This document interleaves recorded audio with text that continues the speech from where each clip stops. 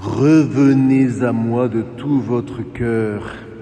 Voilà l'appel de Dieu qui nous aime et qui est lancé par la bouche du prophète Joël. Cet appel n'est pas lancé simplement à chacun d'entre nous, chacun pour soi. Cet appel est lancé dans un mouvement qui s'adresse à toute l'Église que nous formons. C'est tout le peuple que nous formons, alors à l'époque de Joël, le peuple de tout Israël, aujourd'hui, avec tout Israël, le peuple de l'Église, c'est tout le peuple comme un seul corps que Joël convoque à la repentance.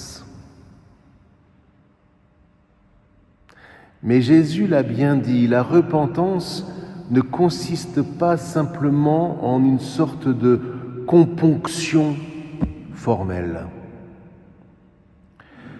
La repentance consiste, frères et sœurs, en un renouvellement du désir en nous de la vie éternelle.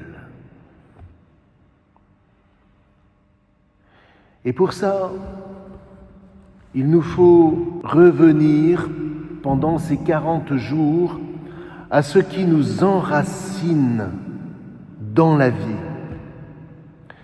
Revenir à cet attachement charnel qui nous relie à Dieu par une alliance qui, encore une fois, n'a rien de formel, mais qui est une alliance de vie, où Dieu est la source qui nous irrigue de la vie, une source sans qui l'Église tout entière et le monde ne sont plus que poussière. Voyez-vous, frères et sœurs, le péché, ça n'est pas faire le mal. Faire le mal, tout le monde sait ce que ça veut dire, il n'y a pas besoin de la révélation pour savoir ce que c'est que faire le mal. Le péché, c'est le fait de librement nous déconnecter de Dieu. Nous déconnecter de Dieu comme cette seule source du miracle vivant que nous sommes. Vivre le carême ne consiste pas à faire des choses.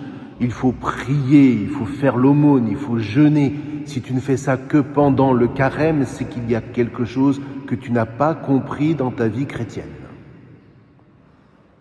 Le carême, frères et sœurs, c'est ce temps où l'Église, qui porte le monde entier dans sa prière, s'émerveille du fait que sans Dieu, l'homme n'est que poussière.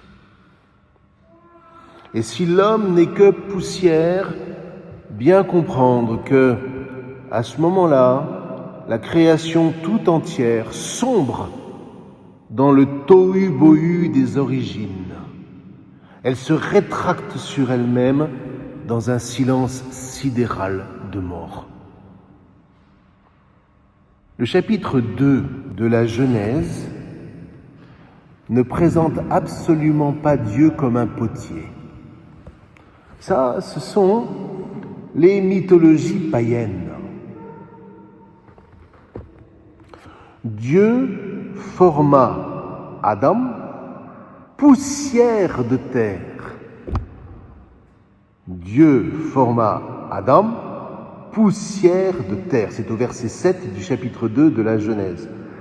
Frères et sœurs, avez-vous dans votre vie tenté, ne serait-ce qu'une seule fois, de façonner quelque chose avec de la poussière?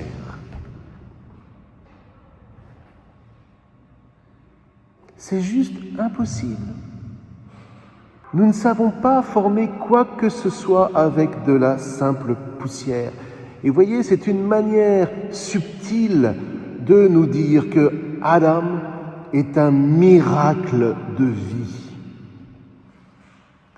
Nous sommes, frères et sœurs, ce miracle de vie dont Dieu seul est l'artisan, de sorte que si nous nous séparons de l'artisan, nous retombons en poussière. Nous sommes tous cette poussière de terre que seul l'Esprit de Dieu rend parlant, que seul l'Esprit de Dieu rend vivant dans la création pour précisément que cette création prenne vie. Alors, et alors seulement, frères et sœurs, notre action dans la création prend tout son sens. Car, étant poussière, animée par l'Esprit, nous devenons des messagers de l'Esprit à l'œuvre dans le monde. Nous sommes les témoins de Dieu, mais pas n'importe quel Dieu. Dieu, frères et sœurs, est serviteur. L'être métaphysique par lequel nous existons, nous sommes plongés dans l'être, cet être invisible n'est que service. Et lorsqu'il nous appelle à l'existence à partir de cette poussière qui sans lui n'est rien, eh bien c'est pour que nous comprenions que la vie n'est là que pour nous mettre au service, à l'image du Dieu serviteur. Nous mettre au service, évidemment, les uns des autres, car c'est cela, aimer en vérité, servir. Comment un époux aime son épouse en se mettant à son service. Comment une épouse aime son époux en se mettant à son service. Comment un papa aime ses enfants, sinon en se mettant à leur service. Comment une maman aime ses enfants, sinon en se mettant à leur service. Et tant que tu n'as pas compris que dans ta vie, ce qui fait ton être le plus profond, qui fait que justement tu ne retournes pas à la poussière, tant que tu n'as pas compris que tout relève de la mise au service de toi, au dépouillement de cette convoitise qui te pollue, tant que tu n'as pas compris cela, tu restes un enfant. Nous sommes poussière, animés par l'Esprit divin, comme un miracle à son image et à sa ressemblance d'un service qui fait proliférer la vie. Tout, frères et sœurs, n'est alors fondé pour nous que dans la contemplation du Christ serviteur. Le Verbe qui assume la poussière que nous sommes en devenant chair, car la poussière animée par l'Esprit devient la chair.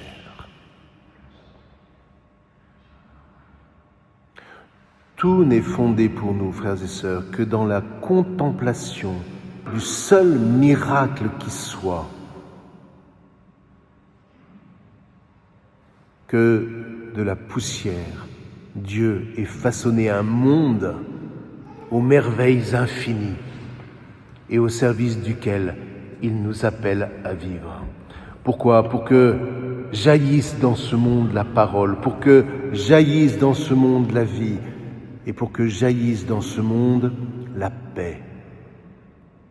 La seule paix offerte en Christ à tous ceux qui n'ont plus dans leur cœur qu'un seul désir, servir au nom du Christ serviteur, fondé dans son corps mystique, qui est l'Eucharistie.